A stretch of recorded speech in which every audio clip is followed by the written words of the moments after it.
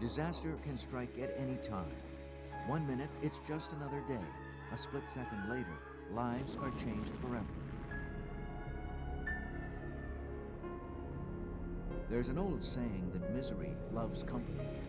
This is never more true than during one black week in October 1913.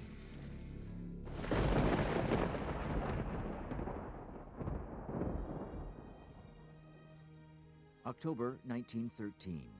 Europe and the world is experiencing a period of great change. It's a period during which new industries and new technologies are transforming social existence. The telegraph, wireless communication. It's a period of immense population growth and of movement of people from countryside to city and from Europe to the New World. Europe is undergoing very rapid industrialization and urbanization, so people's lives in some cases are being changed by these kind of forces. And Europe's obviously moving in the sense that a large proportion of Europe's population are changing their residence in various ways. Immigrants from all parts of Europe are looking for a new life in the New World. Many are trying to escape extreme poverty, rigid social division, and religious persecution. Add to this the fact that competition between shipping lines was depressing the cost of the passage, and that again helps to explain why there were so many migrants. October 2nd, 1913. The steamship Volturno leaves the Dutch port of Rotterdam. Built as a cargo boat in 1906, it also carries passengers, with a stopover in Halifax and New York.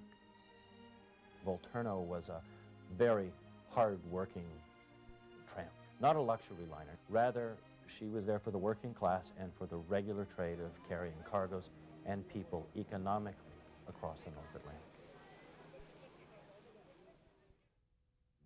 Captain Francis Inch is in charge of the 93 crewmen on board. This is his first command, a position he has held for only a month. His first officer is H.P. Miller from New York. Miller's wife is also at sea, on her way home from visiting relatives in England. She is on another passenger ship, the Kroonland, because of a rule which forbids wives from sailing on the same ship as their husbands. The Volturno carries enough lifeboats and rafts for 1,000 occupants. On this trip, there are just half that many passengers, 562. They're going on a long sea voyage, for which they have no experience at all. I mean, most of these people have never left the village before they traveled across the Atlantic. Frida Greyboys is among them, sailing to New York with her young son and daughter to meet her husband, who left Russia 8 months earlier. The ones that came over in the Volturno was my grandmother, Frida, my dad, Nissel, and my aunt, Clara, or Kriva, according to the manifest. They were steerage passengers, and from other information I have that from other sources said everybody stayed in cabins of one sort or another. A young office clerk from Germany also travels in steerage. His name is Walter Trentapol, and this is one sea voyage he will never forget. October 9th. The Volturno is in the mid-Atlantic, 600 miles from where the Titanic went down the year before. Seas have been rough for the past few hours, but Captain Inch is not concerned. The Volturno has weathered many storms in her time, and she can weather this one.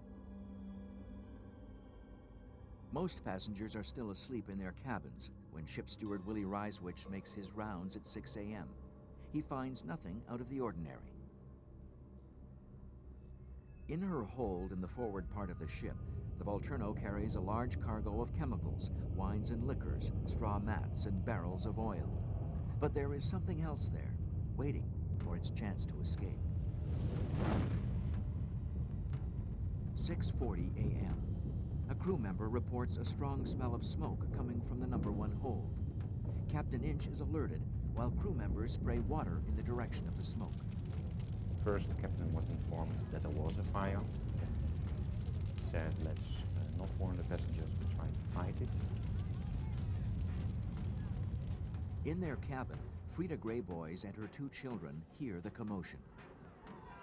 They weren't the first ones to discover the fire, but when they learned about the fire, then my dad said that he went and knocked on cabin doors, waking up people to get them out of their cabins so they can get to safety. Back in the hold, Willie Reiswitz and the others are trying to put the fire out, but they are about to lose the battle. A little after 7 o'clock, there was a terrific roar. A sheet of flame shot out that threw us all back.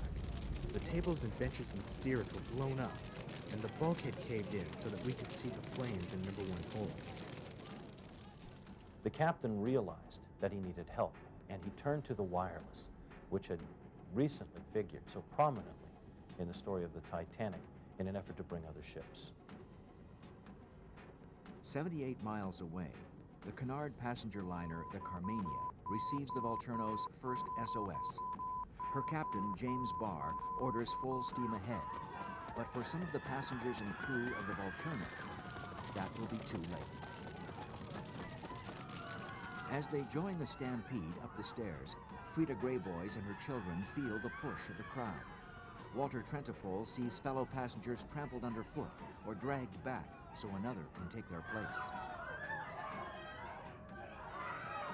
The passengers came up and the fire just spread. At one point, I think there was nothing separating them just except one iron floor, and the rest was like a furnace burning there. Since the fire was at the forward end, so the passengers escaped to the back of the ship. There was panic, so some people started to jump overboard. People just preferred to die by drowning and die by fire.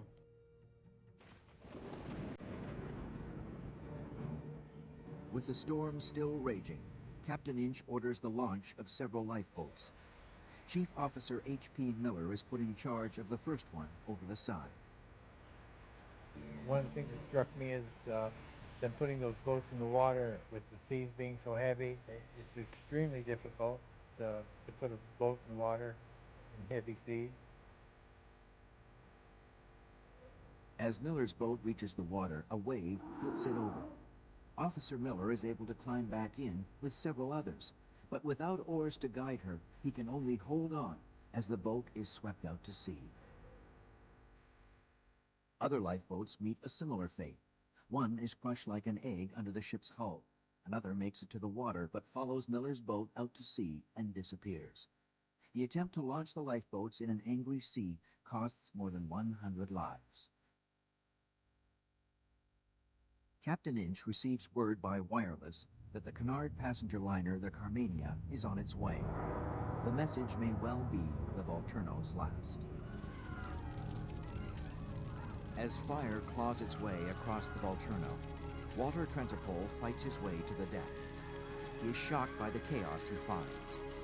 The loss of the lifeboats pushes many passengers to the brink. In desperation, one woman jumps overboard with her baby.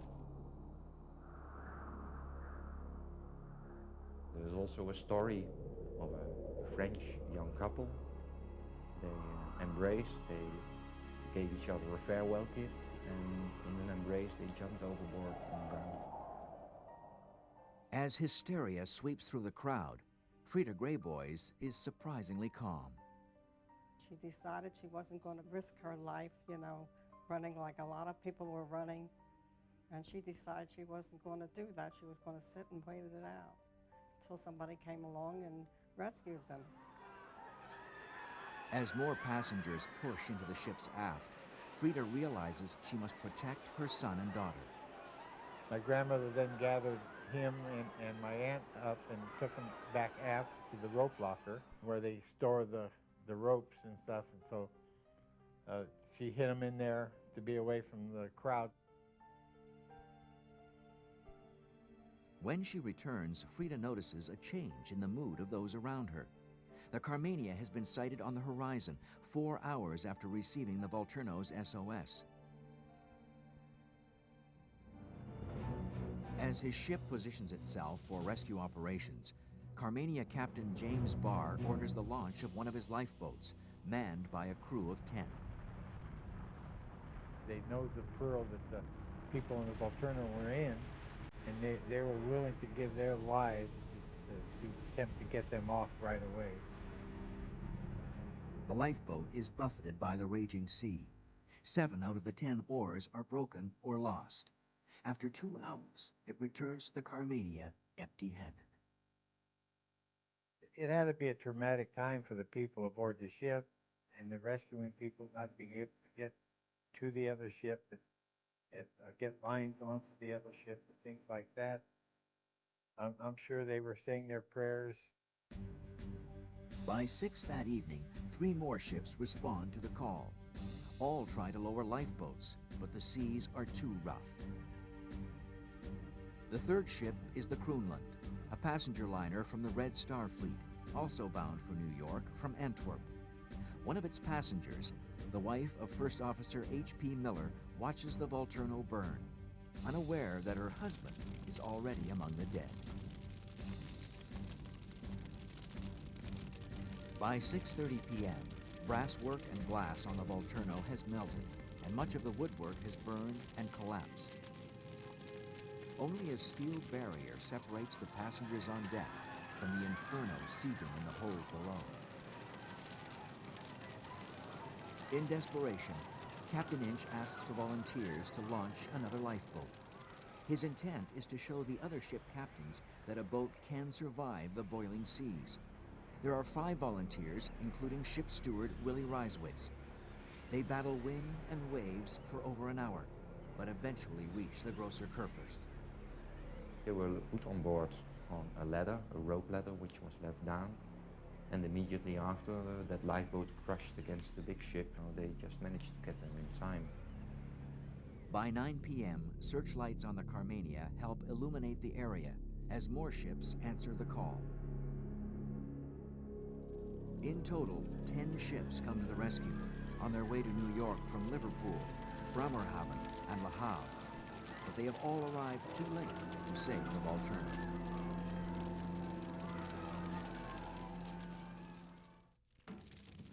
October 9, 1913, 9:30 p.m. Another explosion rocks the Volturno as fire reaches explosives on the ship's bridge. In a panic, German office clerk Walter Trentopol jumps into the ocean with another passenger and a member of the crew. And he first swam to the Grosser Kurfürst, the German ship. But no one heard him because of the sea being so wild.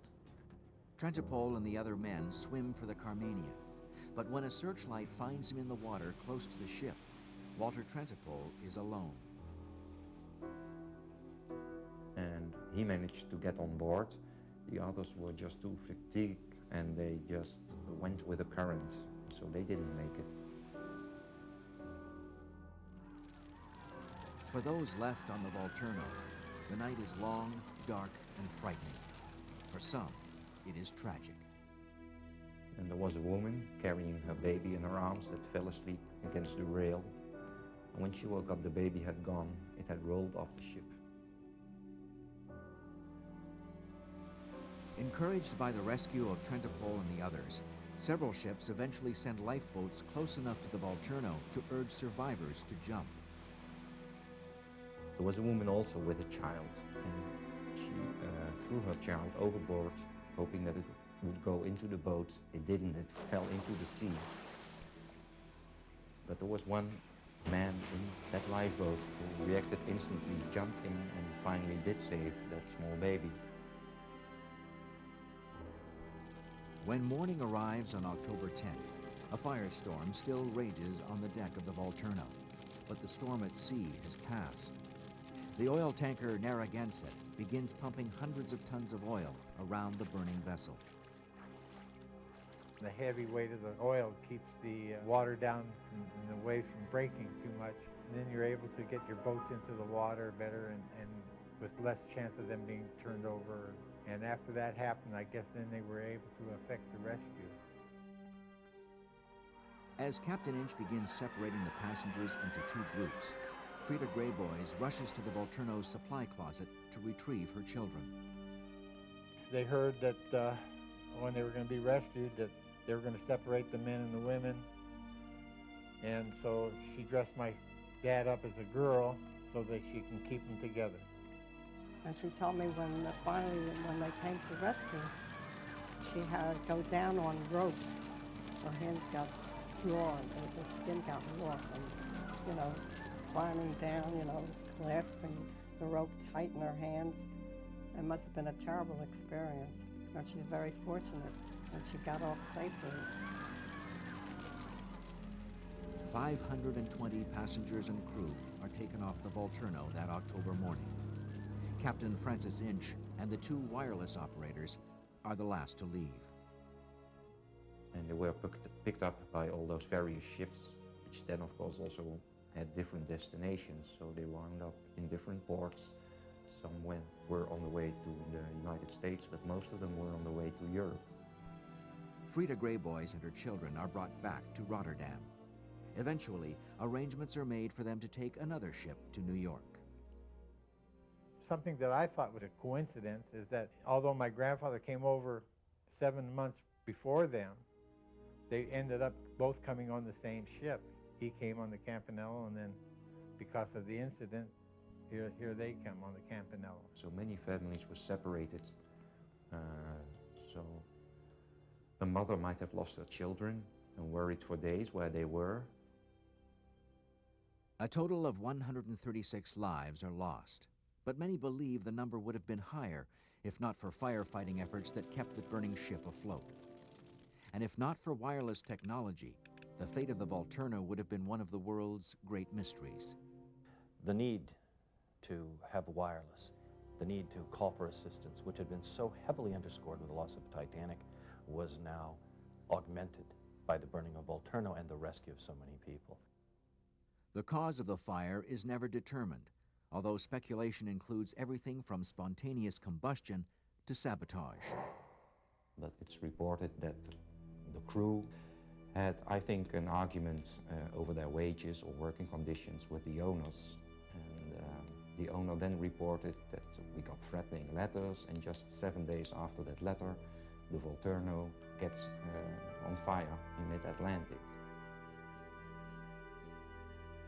7 days after the rescue, the Volturno sinks into the ocean to its final resting place, but its legacy lives on. I think one of the things they learned from the Volturno disaster, you don't take a dangerous cargo like volatile chemicals and easily burnable materials and put them on a ship with so many hundreds of people. Ultimately, there came a segregation of dangerous cargoes and passengers that hitherto had not existed. The Volturno disaster quickly becomes an international story, but it is only the beginning, a mere introduction to a week of terrible news, and a much greater tragedy about to unfold in a tiny Welsh town called Senghenydd.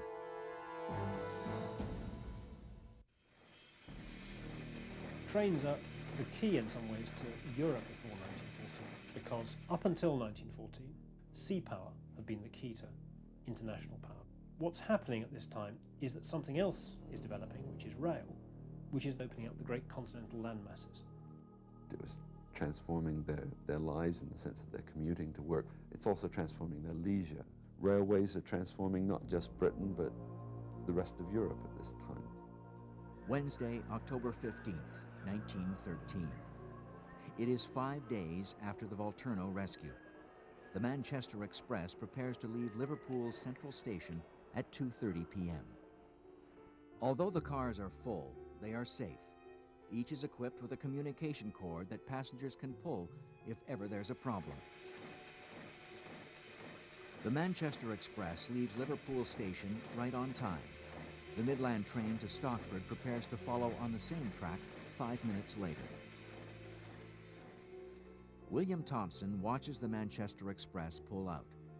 A railway signalman for 34 years, it is his job to control the movement of trains in and out of the Liverpool block. You divide the railway route up into a number of blocks. When you have allowed a train into one of these blocks, you do not allow another train into the block. And the train proceeds along the line, moving from block to block. Two cars moving in the same direction cannot be in the same block because there is a greater potential for collision. It is the signalman's responsibility to prevent this. Once the Manchester train has left the station, Thompson leaves young train booker Edward Scholson at the controls of the Liverpool signal and block system. Because Liverpool Central was a very busy box, all these signalmen were in the habit of allowing the train booker to assist them with the operation of the signalling system and the block instruments. This was strictly against the regulations. All the signalmen knew it, the train bookers knew it, and I suspect that there were company officials who knew what was going on but turned a blind eye. 2:32 p.m.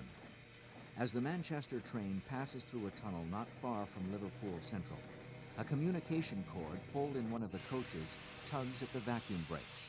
In accordance with procedure, engineer Edward Howson pulls into St. James Station east of the main terminal. But the driver stopped so that he and the guard could jointly inspect the train to find out what the problem was. The train was 8 carriages long. The last 2 carriages were stuck in the tunnel, and this meant that it was impossible to see whether the communication cord had been pulled in the last 2 carriages. The signalman from St. James Station alerts Liverpool Central that the Manchester train has stopped. In the noisy terminal, William Thompson thinks he hears Scholson receive the all-clear signal. He pulls the switch, giving the Midland train the go-ahead to leave. Edward Scholson is surprised to see the Midland train pull away. At 2:35, I looked up and asked the signalman where the Midland was going. I told him that the Manchester train had not cleared St. James. Thompson remarked, "Why did you not tell me?" Well, I saw a mistake had been made, and I did my best to stop the Midland train. When I placed the advanced starting signal to danger, the train would have been just entering the tunnel. The second train was probably only doing about 10 miles per hour. Even at 10 miles per hour, there was enough energy in the second train and the engine to smash and completely destroy the last 2 carriages of the first train. On impact, the Midland engine derails and turns over. 6 people were killed outright or died of their injuries very shortly after the accident. 5 of them passengers, one of them a second guard who was traveling on the train. An inquiry into the accident finds signalman William Thompson at fault. He had assumed that the train booker had received the bell code from St. James's Station that the first train had left the block section and was safely on its way to Manchester. That hadn't happened. He'd worked as a signalman at Liverpool Central box for over 25 years. He makes one mistake and it had these tragic consequences. At this time, there's about 1,000 deaths on British railways every year. So railway accidents have become a fact of life. While accounts of the accident are in all the newspapers, they are overshadowed by a much more tragic event that first unfolds the day before, on Tuesday, October 14th, 1913. With the arrival of the 20th century, the Welsh countryside on Great Britain's west coast becomes carved and disfigured by underground mines, producing millions of tons of coal every year. Wales is one of the big centres of the British Industrial Revolution, so it's an area of coal production, steel production. The Universal Colliery in Senghenydd is one of the deepest in the coal fields, producing some of the best steam coal in the country. The mine at Senghenydd is so large that some of the work sites are as much as 2 miles from the main shafts, the Lancaster on the west side of the mine and the York on the east. A mining community would be a relatively close-knit community. It's a community where people are bound together by very brutal common experiences. It's a society where people feel united by what they're going through. Tuesday, October 14th, 1913. In Senghenydd, fathers, sons, brothers, and friends make their way down the streets. They are part of the day shift, 950 men on their way to the Universal Colliery at the head of the Aber Valley. 31-year-old Joseph Lewis hugs his wife as he leaves his home on High Street. They are expecting their 5th child in a few months. He carries his favorite snuff box, since smoking is forbidden in the pit. The reason is the high accumulation of volatile coal dust. 12 years earlier, just after 5:30 on the morning of May 24th, 1901, an explosion ripped through the mine without warning and without mercy. 81 men were killed, and 50 of the 52 horses were killed. The death toll was practically 100%. The Mine Act of 1911 is established after the explosion, regulating such things as shaft ventilation and coal dust removal.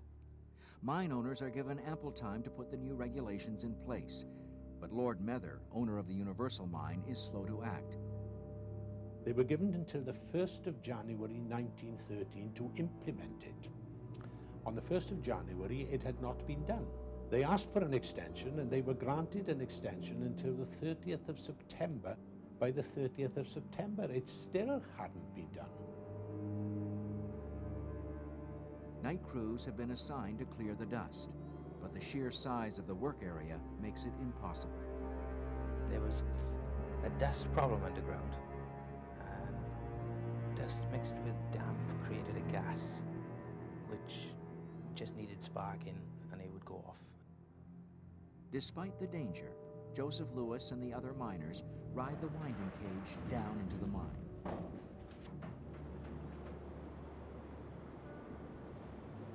"27-year-old Joe Davies is not among them.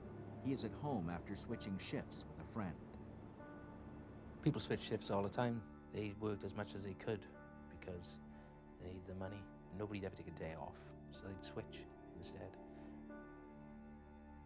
By 7:30 that morning, all 950 workers are below ground. 440 of them are working in the coal district of the Lancaster pit on the west side of the mine. The rest work out of the York shaft on the east side. Many are barely teenagers. 14-year-old Charles Baker works with his father just off the Lancaster pit. Farther along the shaft, teenager Evan Moore works with his father and older brother. As the men settle into what promises to be another long day, their wives tend to household chores. Their children head off to school.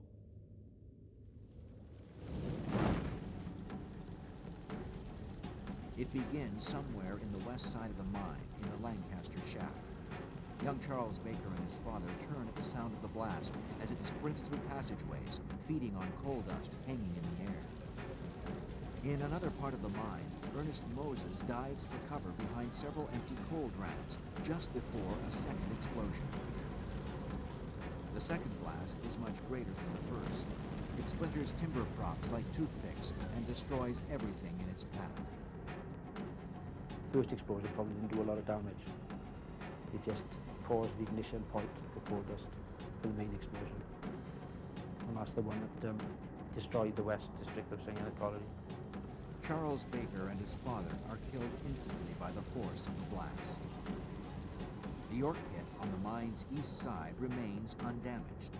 Mine manager Edward Shaw realizes that this may be the only avenue of escape for the hundreds of miners underground.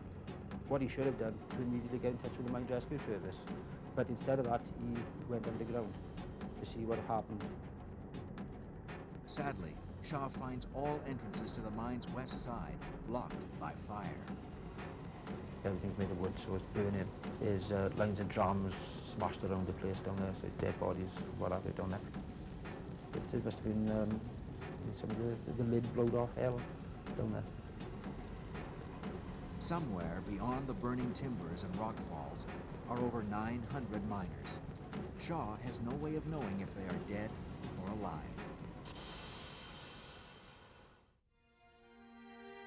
Tuesday, October 14th, 1913, 8:15 a.m.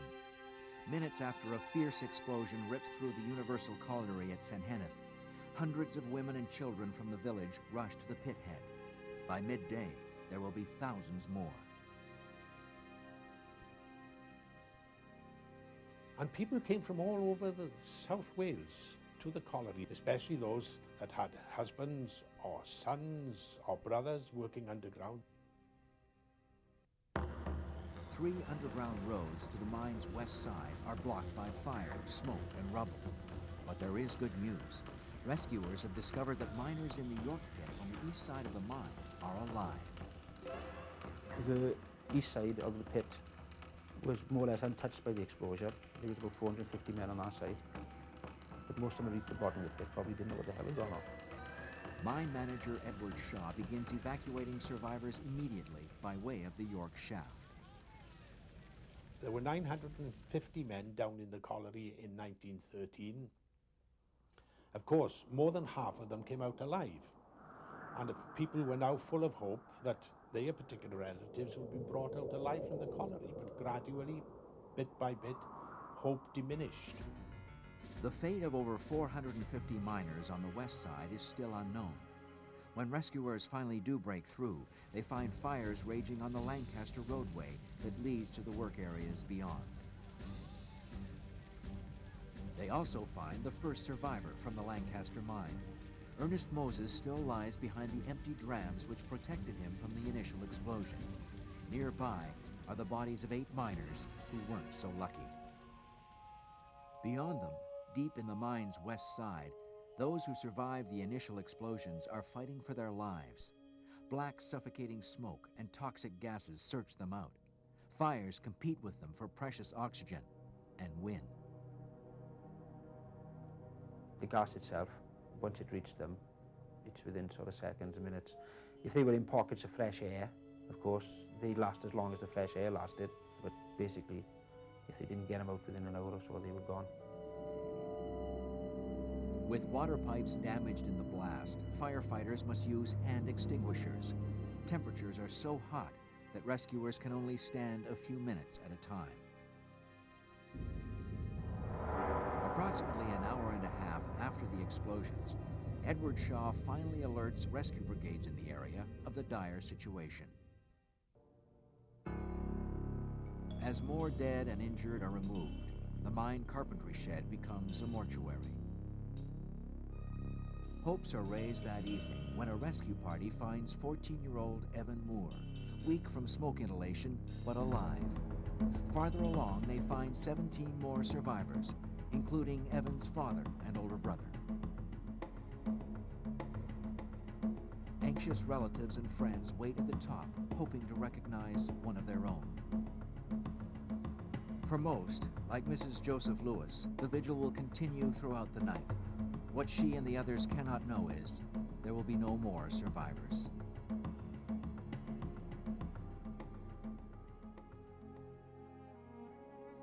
The last of the bodies is finally brought to the surface in mid-November. The total death toll is 440, including one rescue worker. It is the worst mining disaster in British history. For 6 weeks, villages in the Aber Valley quietly bury their dead. Over 300 of the dead are from Senghenydd alone, the rest from neighboring villages. The disaster leaves over 200 women without husbands and over 500 children without fathers. I think it was 11 women to every man in the village after, because virtually every family did lose somebody. Some families lost grandchildren, children, parents, grandparents, all in one go. Almost 40 children are born after the deaths of their fathers, including Josephine Lewis, daughter of miner Joseph Lewis. I was born 3 months after, so I never saw my father. Everybody used to say what a lovely man he was, but of course I wouldn't know about it. I've got photographs.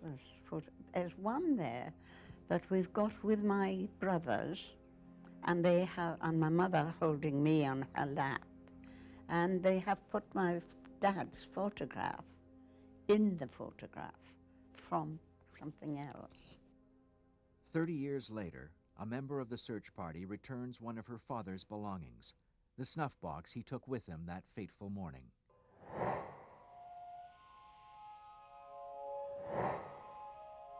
And it must have been dreadful, so many people without fathers, and their wives without their husbands, which was a big thing, where I would like to have had a father. But I always looked at his photograph and always thought about him. Miner Joe Davies must deal with the tragedy in a different way after switching shifts with a friend who dies in the explosion. I can't imagine how he dealt with that. He was, my father, the same. Really private people in that respect. Didn't openly or outwardly show much emotion, but had a lot to deal with. I don't know, inside he must have felt pretty awful about that. Newspaper accounts of the tragedy sparked public sympathy across the British Isles. King George V raises money for a disaster relief fund by putting his newly married son's wedding gifts on public display and charging admission. An official inquiry fails to find a conclusive cause for the disaster. The West District was devastated and burnt out, and very difficult to find out exactly what did go on there. All the officials who had gone in before the day shift to check on the mine tech and the gas, they were dead, of course. Not all our clues.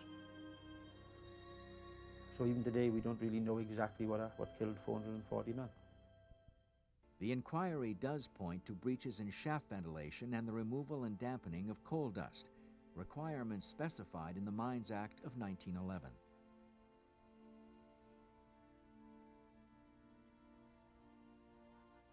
Four charges are brought against Lord Mather, but most of the blame falls to mine manager Edward Shaw.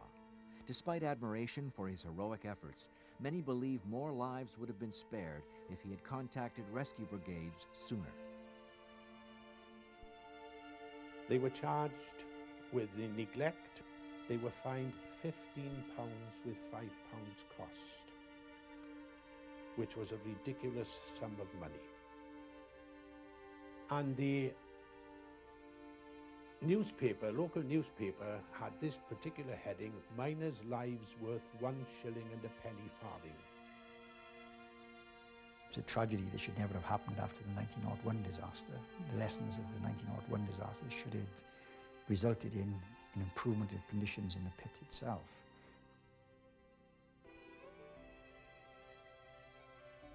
The Senghenydd disaster soon takes a back seat to World War I.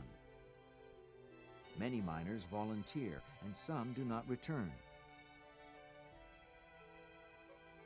But still, the loss cannot compare to that black day in October 1913.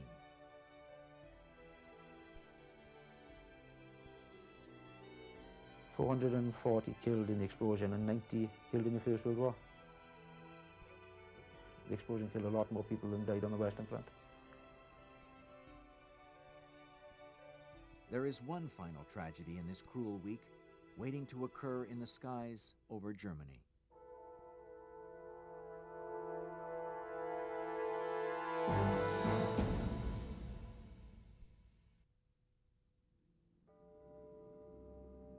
Germany in 1913 is a society in crisis in a lot of ways. It's a society in crisis because it's undergone very rapid industrialization. In the mid-19th century, Germany would still have looked as being one of the least industrialized countries in Europe, behind Britain. By 1914, it looks in some respects as one of the most industrialized countries in Europe. Friday, October 17th, 1913. In Johannisthal, Germany, Zeppelin L2 is preparing to take off. It is the pride of the Navy fleet, and today representatives of the German Air Command are on board for a test run. The development of the Zeppelin airship contributed to the fears of Germany's neighbors. Whereas the Zeppelin aroused fears among the British, it certainly excited the enthusiasm of the German people.